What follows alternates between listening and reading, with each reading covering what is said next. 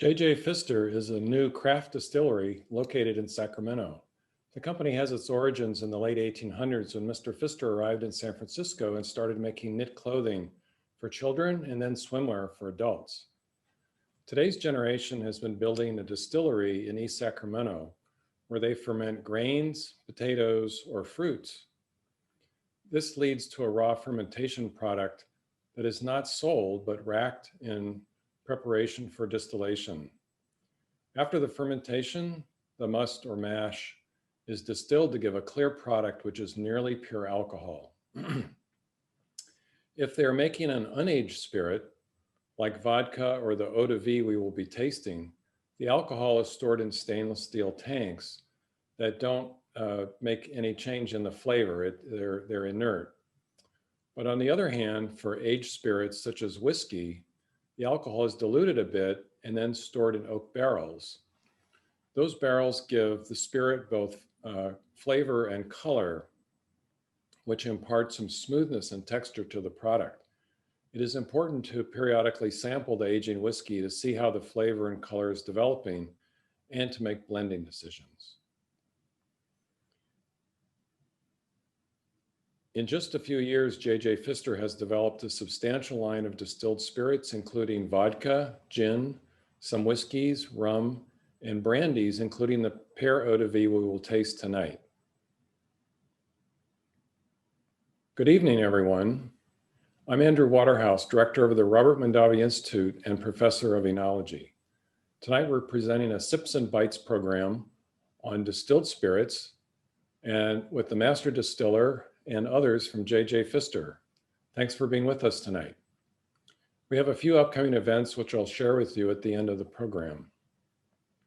The Robert Mondavi Institute strives to provide the public with insights into the food and beverage innovations at UC Davis. We focus on the departments of viticulture and enology and food science and technology, but occasionally we stray and touch on other departments and other programs on campus to keep things interesting on food-related topics. Tonight, we're focusing on alumni of the Viticulture and Enology degree program who have jumped into the exciting world of craft distilled spirits. You'll learn how they make these interesting products from many different sources. During the program, you'll be able to ask questions using the Q&A tool at the bottom of your screen. I encourage you to provide those questions as they occur to you, and we'll try to answer those questions as we go along. At the end of the program, we'll also have a Q&A period, so you'll be able to supplement your questions at the end of the program, and we'll try to get to many of those we can. So now we're going to move on to our first speaker. So our first speaker is Brian Keck. He is J.J. Pfister's master distiller, where he draws on his extensive background in sensory analysis to create premium organic spirits, including vodka, gin, rum, and brandy, among others. Before joining J.J. Pfister, he worked in the craft brewing and winemaking industries. He holds a Master of Science in Viticulture and Enology from UC Davis. So, Brian, how are you doing this evening?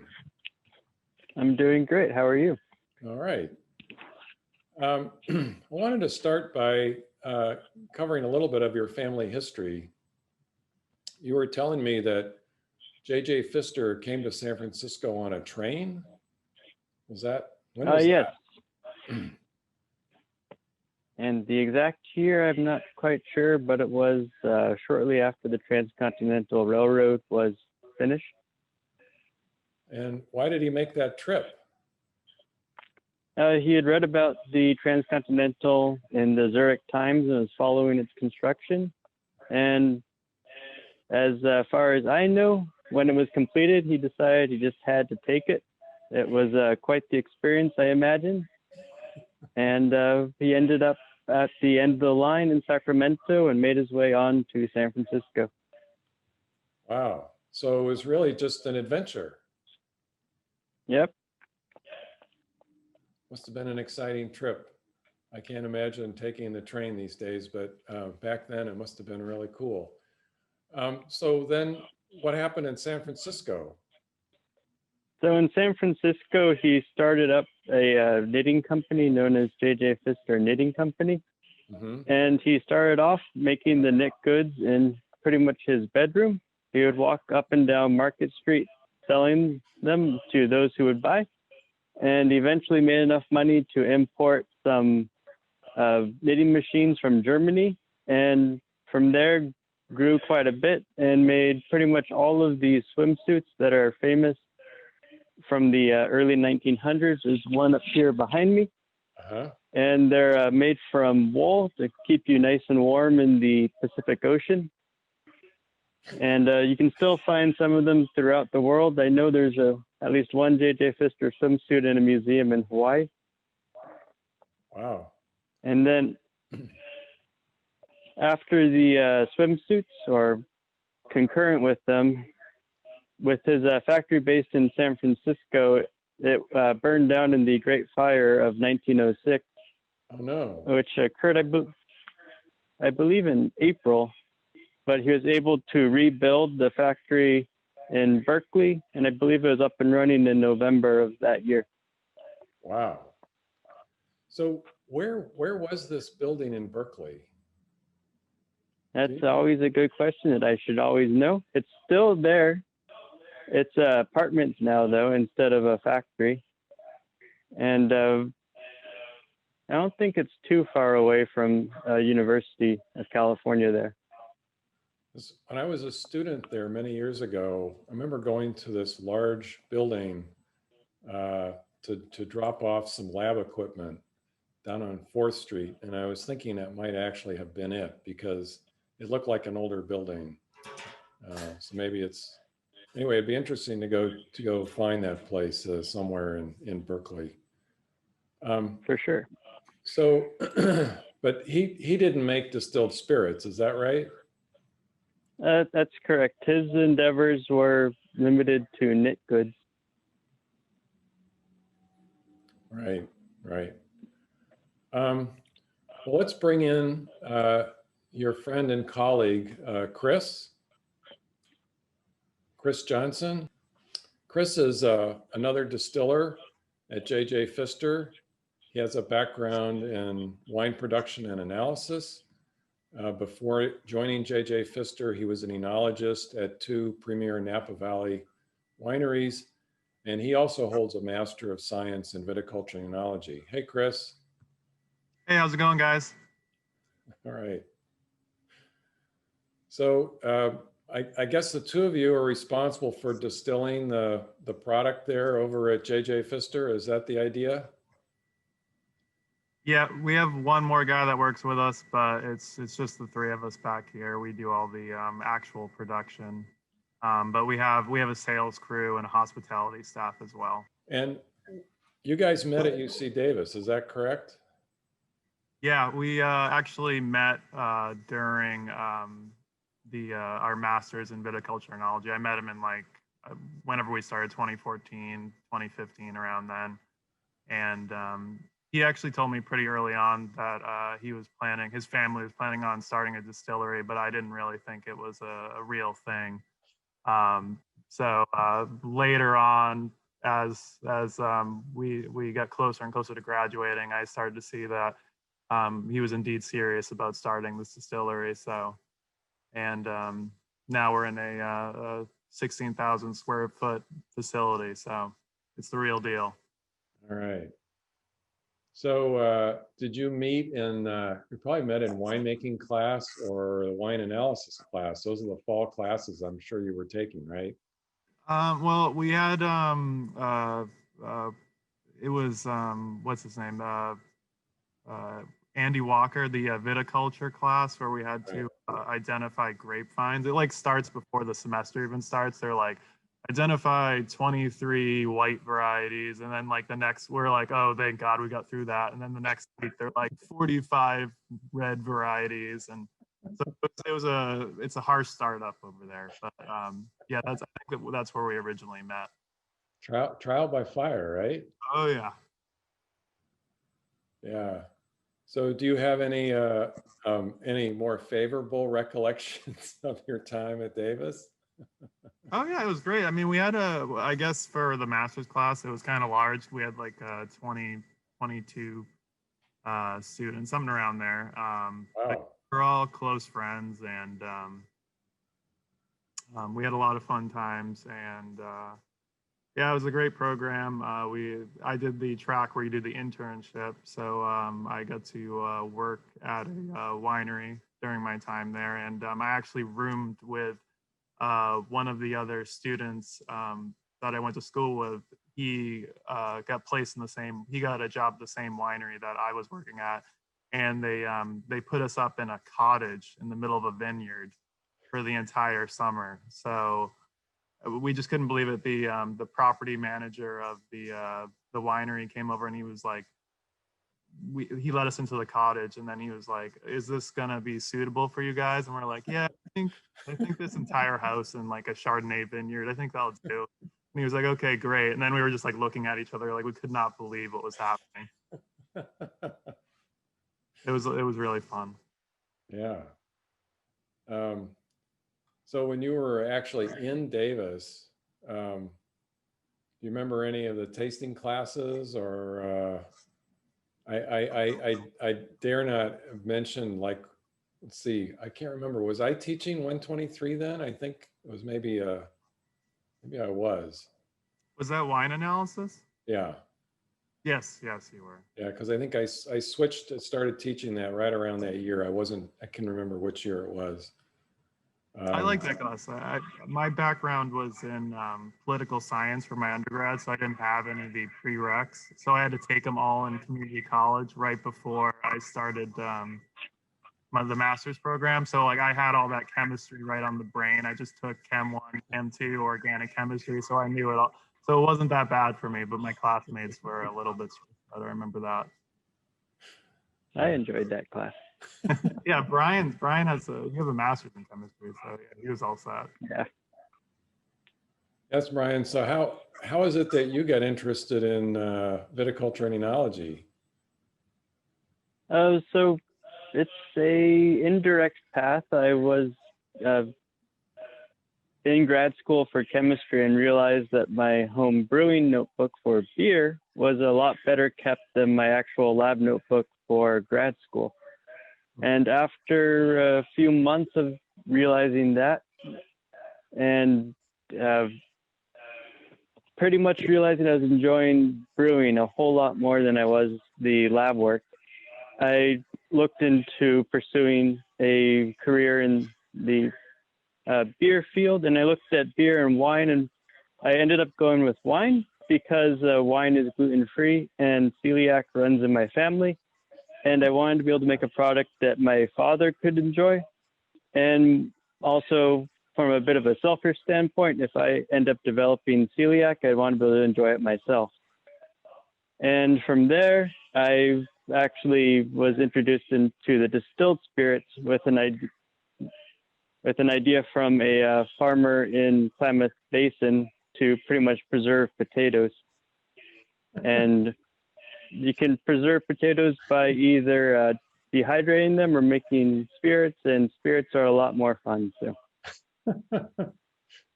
So what's the potato connection? You know a potato farmer?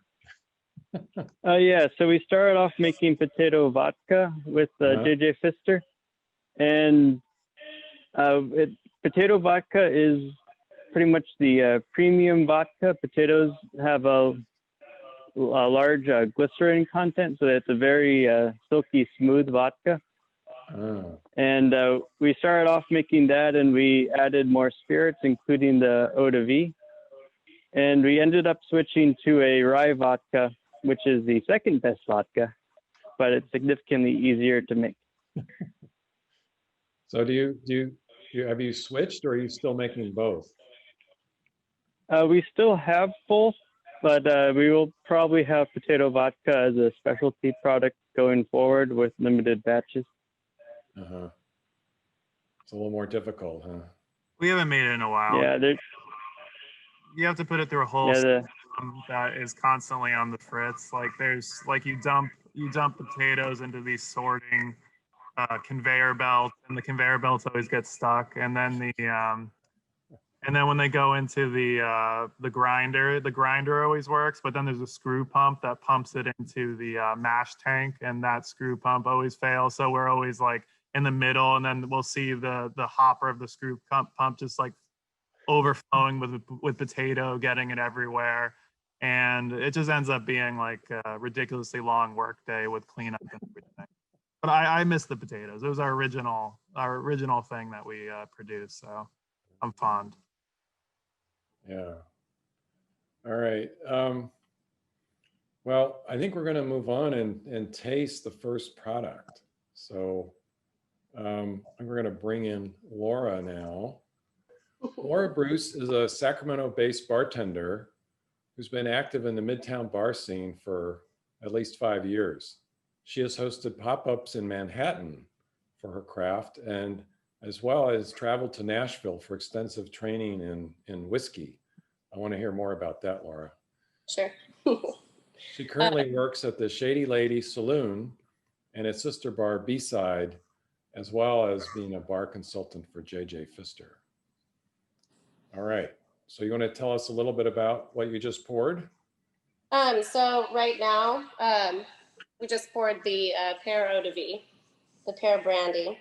That one comes in at 43%, distilled from pears from Hemley Farms and the other farm guys.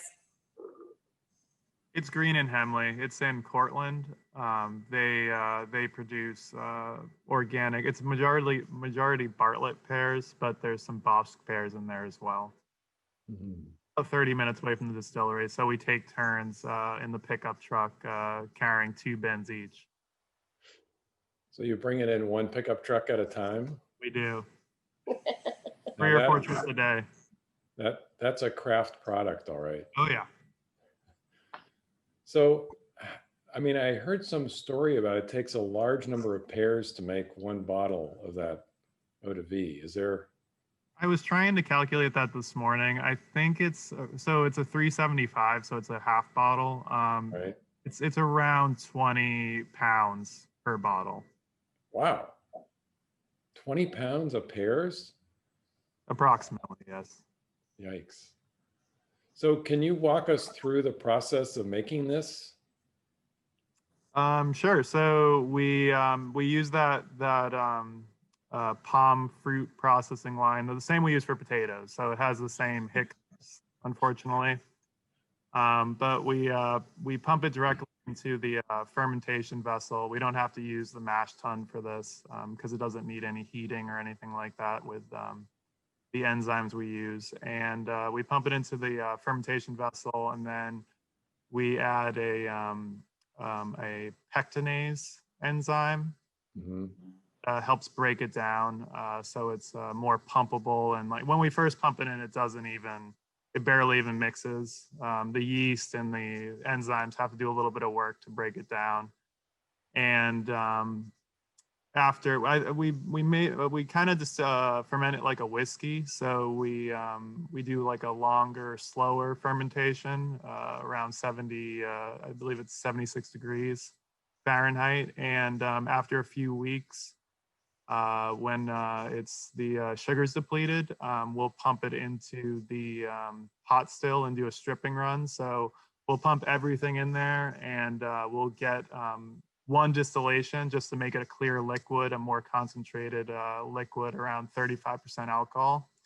And then once we get to that stage, then we can combine a few fermentations that we did that same exact process with and do what we call a finishing run. So that's when we distill to a much higher proof and we taste the whole time to make sure that we get the portion of the distillation we want. So we cut off the heads, the first part of distillation, and we hold on to the hearts, and then we discard the tails. So what you're tasting is the primo of the distillation. Okay. So Yeah, in general, we tried to model our process after the processing Calvados strength, which is the premium apple brandy region of the world. Okay. So you're I think you're we're making this like you would make an apple brandy then. yeah. In America, we tend to call it apple jack or just apple brandy. Or sorry, I'm talking about. So Laura, did you want to talk about this anymore? What flavors you're getting in there, or? So first of all, when it comes to the tasting process, I emulate the whiskey method. First of all, you want to swirl your wine around. If you have a snifter like a Glencairn, then that's great. If not, if you just have sort of like a more closed glass or a columnar shape, that's fine. Yes, that's perfect. You want to swirl it around to try to get the aromas kind of bathed around the glass.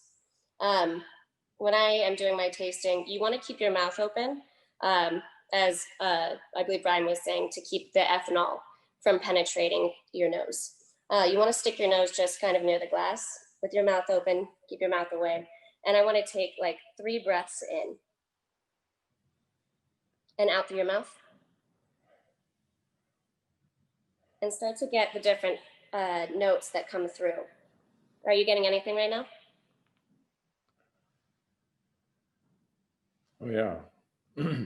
One of the bigger flavors that we all agree on is butterscotch. We've also decided there's tropical flavors. I even decided on the very back end, there's a little bit of somewhat like of a straw flavor, kind of like that little funk.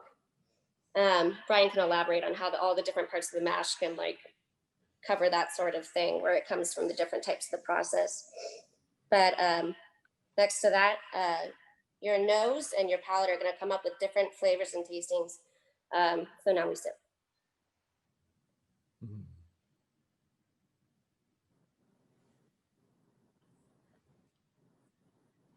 Well, it's definitely got a lot of alcohol in it. If I smell it the wrong way, there's sort of this burning sensation. You want to keep it back up a little bit. It's like you're singing into a mic. Do you want to make any comments, Brian or Chris, about the taste or the aroma here?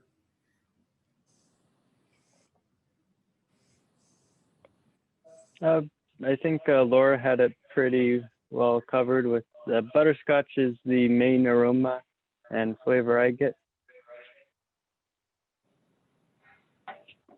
Pretty much, I get mostly butterscotch and then maybe some melon or pineapple, kind of like tropical type flavors.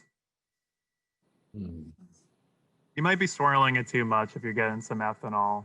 You might want to approach it more gently, just because if you swirl it too much, then if you just liberate the alcohol, it kind of overwhelms your senses with just the ethanol smell. So, see, I thought as a chemist you're supposed to swirl it a lot, right? It's got a nice velvety mouthfeel as well. Yeah. That comes from the oils of the pear, I believe.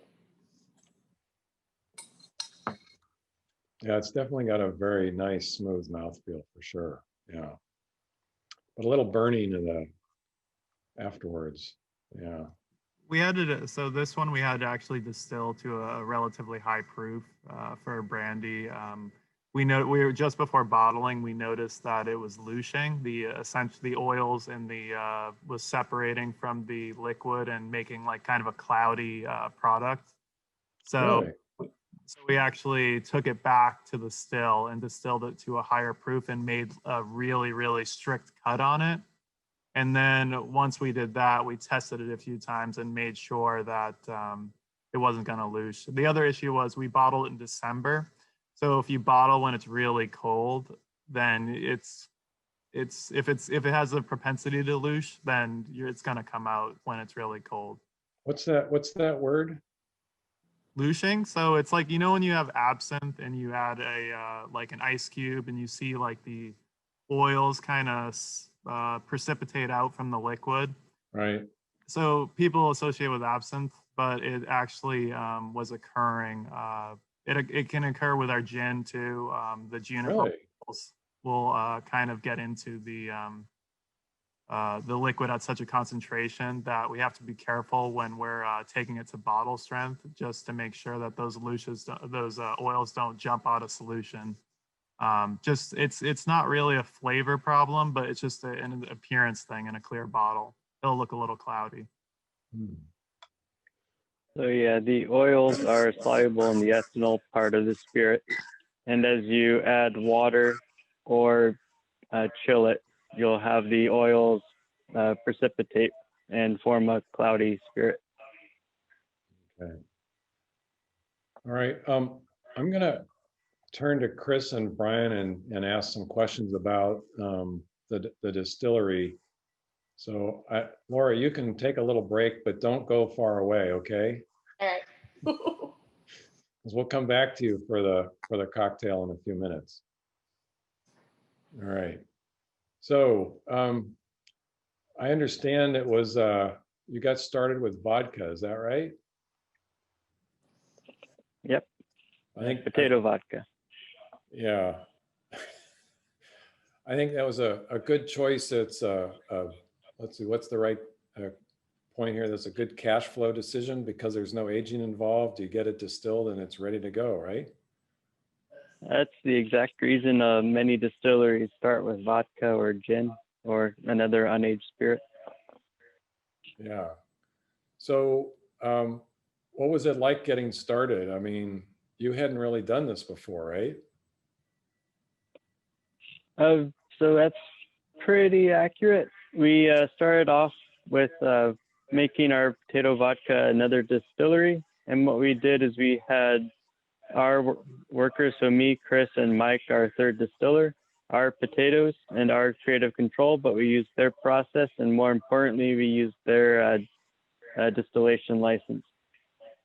And so we learned how to distill there, and we learned the main process and what we wanted to do. And then we built our own facility in Sacramento. And it's been quite the adventure scaling up. And the main learning is the nice, making the vodka is one thing. It's also important to be able to sell it. Yeah. So when you got started building this facility, then you know you must have had a consultant or somebody to help you figure out how to build that, right? I mean, because you didn't actually, or did you learn that in Roger Bolton's class? Did you learn about building a distillery? So we didn't learn about building the distillery exactly. He did teach a class on building a winery. Mm-hmm. And that was actually really useful for the whole process. But we did have many different consultants for the construction. One of the main things was the fire code, and it's a common issue that distilleries run into trying to start up, that fire departments don't understand distilleries, and so they think spirits and they think fire, and so they freak out. And so there are consultants for that to explain like how to mitigate the risk for fire and all that fun stuff for fire departments and make them more okay with it. Yeah, yeah. What about you, Chris? Were you involved in the early construction? A little bit. I was after I finished Harvest in 2016, Brian basically was like, okay, we're starting. So I joined relatively quickly after that. And yeah, we did learn some stuff in Livermore, but they had like a very small facility and a very small still. So when we scaled up to the equipment we have here, It was definitely a very, very steep learning curve. We had some really, really long days. We've had some. I've been showered with high proof alcohol from an overpressurized still. We've had many mishaps that involve a lot of cleanup, and I have some on my phone that I'm not allowed to show anyone, I don't think. But yeah, it was a steep learning curve, and we kind of just learned on the job basically with a lot of it, just trial and error, tasting after each run, and then seeing what we're doing right and seeing what we're doing wrong, and then some stuff that took a really long time. After a while, we figured out how to make it shorter so that it could be completed in one day. So, and we're still learning. We're still trying to make things more efficient and make things taste better. So, it's definitely a craft operation over here. So it sounds like a real startup. I mean, you really started not, I mean, even really knowing the business that much, right? A fair amount, yeah. We had some understanding of it, but it's been an adventure going into it for sure. So you mentioned it's actually hard to sell the product as well, or you have to learn how to do that. So, I mean, I assume you're selling, I know you sell at the distillery, right? And where else, where else is it being sold, or how else is it being sold? So right now, our main outlet, or our main, retailers are the main way for customers to get it. Like Rayleigh's, our Nugget, our supermarkets, and some Bevmos and Total Wines carry our spirits as well. Oh yeah. One of the interesting things is getting bars to carry it and use it in cocktail menus. It's a really big driver in sales for off-premise. If people can go to a bar they like and then have a cocktail with our spirit in it, they might want to go to the store and be able to make that cocktail for themselves at home.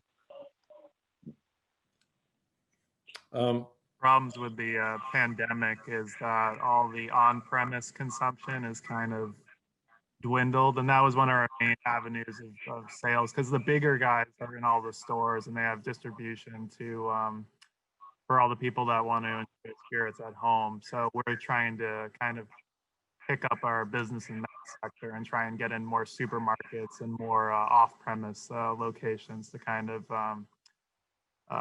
make up for the loss of the on-premise during the COVID. And we have been making, it's not really selling as much as it used to, but we actually did have an emergency authorization to make hand sanitizer. Oh, you still have some of that around? Oh yeah, we have a lot of that around. We do. We've been using denatured alcohol that gets shipped in from tankers. So we have a large supply of that still that we converted into hand sanitizer. But originally we were using, like in March when the whole thing started to really happen, using our own spirits. So like even a part of this Pear Brandy, we like 20 gallons or so went into a batch of hand sanitizer. So if you have an early batch for our hand sanitizer, you're probably using the most fancy hand sanitizer you ever used in your entire life. And does it smell like pears? It smells like a bunch of different products, actually. It's delightful. But then the government makes us put all these horrible agents in it to make it not palatable. So there's that. I was out of town and I picked up some hand sanitizer at a liquor store and it smelled like gin. I was sure that they had just repackaged the gin because anyway, it was really funny. I wasn't expecting that smell. So I want to ask you a little bit about your gin because I think it's really, I mean, it's quite distinctive. I mean, are you using what are you using in that? Something particular different from everybody else, or what's the deal? So our gin, we wanted to make in a London dry style. Mm-hmm. And I think for the ingredients that might be most unique would probably be cubeb berry. And oh man, I wish I had the tasting notes in mind right now. But that and fennel versus anise or another ingredient like that to make a more softer and more mild licorice aspect. Mm-hmm. So there's juniper berries in there, right? Oh, for sure. That's when we make a batch, it's probably around 70% of the botanicals that go in there are juniper berries. Mm-hmm. So, I mean, so that's an extraction process, right? So you distill the alcohol and then you add the botanicals, and then yeah. So to make the gin, we do it'd be a vapor infusion. We distill spirit that we already made into a vodka through all of the botanicals, and so the alcohol vapor will extract the flavors, and then we collect them at the end of the still. Oh, so it's a vapor extraction. Yeah, and you can do it multiple ways. Some distilleries will throw the botanicals into the pot in the distillation, and then you could potentially add them after the distillation, but you'll have issues of leaching color with that. Mm-hmm. So you take vodka and you run it through a still, and then where it's condensing, is that where you put the botanicals? So the botanicals are essentially right above the still in the process. In our still, they're in a separate column, but it'll be the first thing the vapors go through. Mm-hmm. And then the vapors will go to the condenser to be cooled down and liquefied. Right. Huh. I was just gonna say the one thing that might make ours a little bit different than most distilleries is we make our own rye vodka from scratch. So we start with rye grain, we break it down with enzymes, release the starches and the sugars, and then ferment it. And we go through the whole process of making a vodka with that, which is it's actually a little bit difficult, just because to make a vodka you have to go to 190 proof, but you're getting really close to pure alcohol with that. So most craft distilleries don't have the equipment, or if they do, it just takes so long to make it that they don't waste their time with that. They just buy a neutral grain spirit, and then they add their botanicals to that neutral base. Whereas we make our own vodka, a premium vodka, and then we infuse the botanicals through the vapor distillation Brian was talking about. And I think that makes a little bit of a cleaner product. So we have some questions now. Actually, why don't you start by going over the recipe, because I think some people might not have it handy and they want to know how to put this thing together. So why don't you go over the recipe and maybe walk through it? Okay.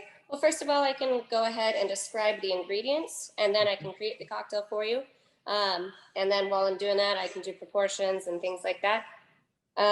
So first of all, you guys have heard all about the Pear Eau de Vie. Next in your kit is going to be unsweetened pear juice. It's Pomona. It's 100% certified organic, just like all J.J. Pfister products. Cold pressed, without preservatives. So that's the good stuff. Next in your kit, I believe you should have a lemon. Typically, if you have half of a lemon, you can make this cocktail. You'll yield as much as you need from that. Next in your kit should be a pear, I believe, for garnish. Also, simple syrup. So the simple syrup that we create is 1-to-1, which means for every part of sugar, you're going to do an equal part of water. And you just boil that together until it's all ready and kosher. So first of all, we're going to take I believe you got a shaker in your kit. Typical cocktail shaker, it's got a strainer on top. You can get it off. But it's got that mixed in there right there. So the top will come straight off. First of all, for your cocktail, you're going to do 2 ounces of the Pear Eau de Vie. So if you've got a jigger present, measure out 2 ounces, or if you have a measuring cup that has 2 ounces on it. Typically when I'm bartending, I will do the cheaper ingredients first. In case I make a mistake, I don't have to throw out 2 ounces of whatever I'm making. So it's 2 ounces of pear brandy. We're gonna do this a little backwards. I'll give you guys some time to do that. Next, there's going to be the unsweetened pear juice, and we're gonna do 1 ounce of that.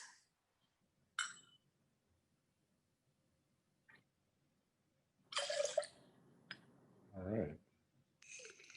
Okay, next is your juiced lemon. You want to do 1/2 ounce of that. Typically, like with a larger lemon, you can get about like 6 ounces of juice after it's squeezed properly. With smaller ones, maybe like 2 to 3. It depends on whatever you got. So we're going to do 1/2 ounce of the fresh lemon juice. After that, we're going to do 1/2 ounce of the 1-to-1 simple syrup.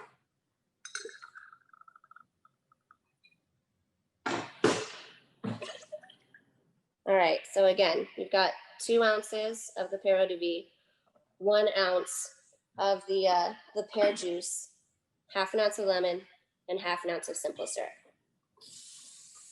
So you've built that into the large portion of your cocktail shaker. After that, it depends on what kind of ice you have. If you've got your normal ice cubes at home, like the ones that come in your freezer that are, like yay big, you're gonna shake it a little bit longer because it's got more surface area. Here at the distillery, we've got more like pillow ice, like smaller. So it takes less long to shake. Typically with this type of ice, I'd shake for about 8 seconds until my tins are frosty and cold, but for you guys, it might be more like 20 seconds. If you can even break up your ice, that's even better. Oh, before you start that, cocktail 101, you want to take your coupe and you want to chill it. So put some ice in there. Okay. Next, you want to secure the top on your shaker. It's best to hold the top of the shaker with the bottom. You don't want anything flying off. All right.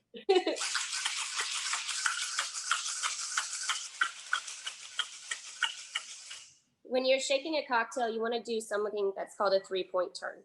You want your cocktail to come up and out and down.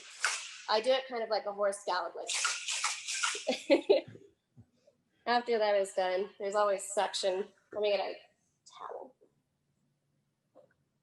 So it can be a little bit hard to get it off.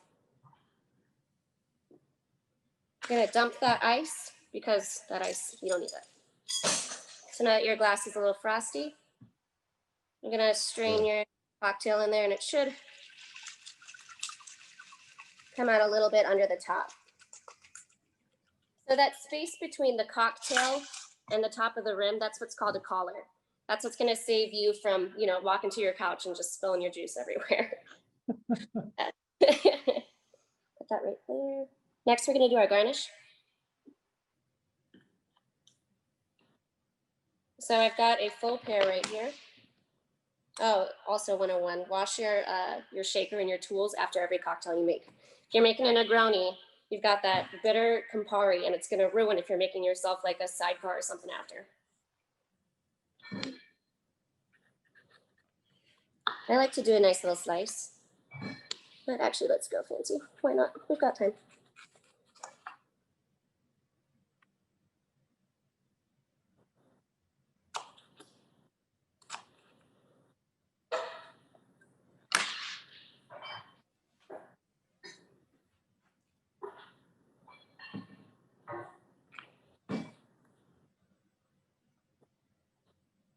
There we go. And then we've got our cocktail.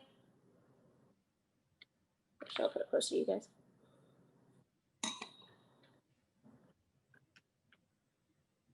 And your nice little pear garnish. A home bartender for your friends. Once you sip your cocktail, you'll find that kind of velvety, nice mouthfeel from the Eau de Vie. It kind of dissipates a little bit as it fuses with the pear and the lemon. And again, well, not again, for the first time, the reason why you shake a cocktail that has citrus in it is to infuse it with the alcohol, because stirring it simply won't do. You'd stir a cocktail if it only had like simple syrup or bitters, like an old fashioned or Manhattan. But with citrus, you shake. So that mouthfeel kind of dissipates and the kind of more like tropical fruits come out once it's bound with the ice and the citrus. Overall, it's a well-balanced cocktail, and I think it's a good conduit to provide a good platform for you to taste the Eau de Vie. All right. Thank you so much. Sounds. I wish I had ice here in my office. Another tool, I always straw taste before I give out to my guests, just in case I forgot to put something in, because that's happened before. I've served a daiquiri with no lime in it. All right. Well, thank you very much. Sure. All right. We've got some questions actually that I want to get to. And I think this goes back to Chris or Brian. Would the ripeness of the pear affect the aroma of the brandy? Have any ideas on that one? So the ripeness would definitely be able to affect the aroma of the brandy. Any flavors that are in the pear, when we mash it, are what will be coming out of the distilled product at the end. So if there's going to be a butterscotch flavor, it has to be in the pear beforehand. And so as you get to more and more ripe, you'll be getting different flavors in the pears, and that will affect the overall flavors available for the distillation at the end. Ah, okay. So another person is asking, is this this particular Eau de Vie, is it better aged or is it better unaged? So we don't quite know the answer to that question yet. We do have some of it in barrel aging. We tasted it about a month ago. And at that point, I believe it was about a year old. And we decided we wanted to give it some more time and develop a bit more character. But what we have in our bottle here is not barrel aged, right? It's a fresh product, or?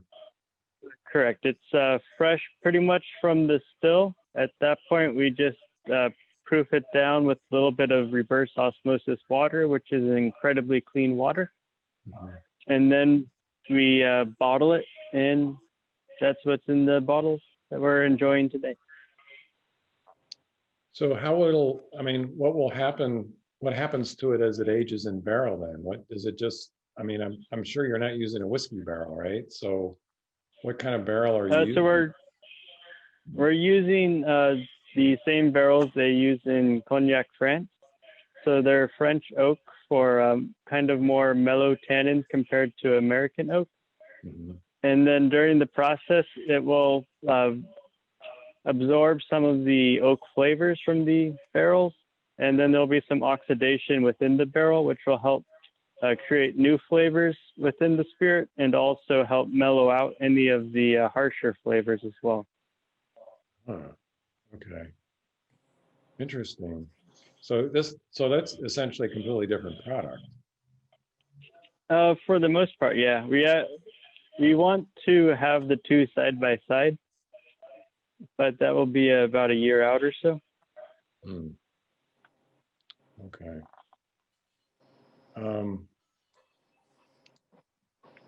Let's see. Okay, this is a kind of a technical question. I think it's must be from another Viennese student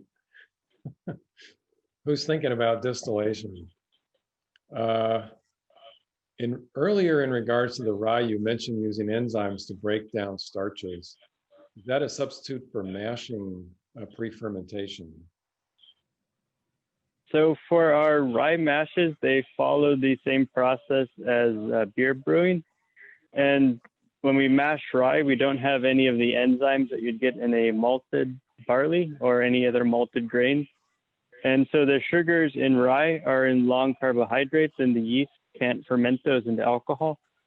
So we use naturally occurring enzymes to replace the enzymes that would have been there in a malted grain, and break the carbohydrates down into simple sugars that the yeast can then ferment. Oh, okay. So I don't see another question right now, but I want to ask you about the whiskeys. My wife is from Louisville, and every time she visits, I get another one of the local products. So what kind of whiskey are you making? Are you making a bourbon style or a rye whiskey, or what kind of whiskeys are you making? So right now we have two whiskeys available, a high rye bourbon, which is a bourbon whiskey with a large amount of rye in the mash bill. And then we also have a 95% rye whiskey. And circling back to the bourbon a bit, having the rye in there helps make for a more viscous mouthfeel and adds a bit of spice to the bourbon that complements the sweetness from the corn quite well. And we're also working on making American single malt, or a high rye bourbon, rye whiskey, and a wheated bourbon whiskey. So we have a lot of whiskeys because when we first started here, we kind of didn't know what was going to taste good. So we made a ton of different mash bills with different amounts of corn and different amounts of rye or wheat or whatever we're using. Some of them just have corn. Like we had different varieties of corn, like blue and yellow corn, and then some had some white corn in it. So we kind of went a little crazy. And then we had a consultant come later on. He was like, you can't make like 45 different whiskeys. You need to narrow it down to like what's the best whiskey. So we settled on the high rye bourbon and the rye whiskey as our two main whiskeys. But we do have some surprises that are going to be probably tasting room only. If they're really good, maybe they'll be in the local market, but we'll see. Well, I want to hear about those when they're available, so I can come over and check it out. Sounds like maybe you got a little bit carried away, perhaps. Is that possible to describe it that way? I mean, maybe a little bit, but a large part of it was experimentation to see what we could make that would be of the quality that we'd want to release. Make something called Dracus too, which is distilled mead. So we start with organic honey and we make a mead, and then we distill that and we call it Brian came up with the Dracus term. I think he did some research, and I'm not exactly sure what the history is behind it, but it's a honey-based spirit. So that's kind of one of the more funky things we make here. All right. Well, where's the company going? I mean, are you planning to make more new, different spirits, or you have your inventory now sort of settled? Or I guess you're still working on the whiskeys, right?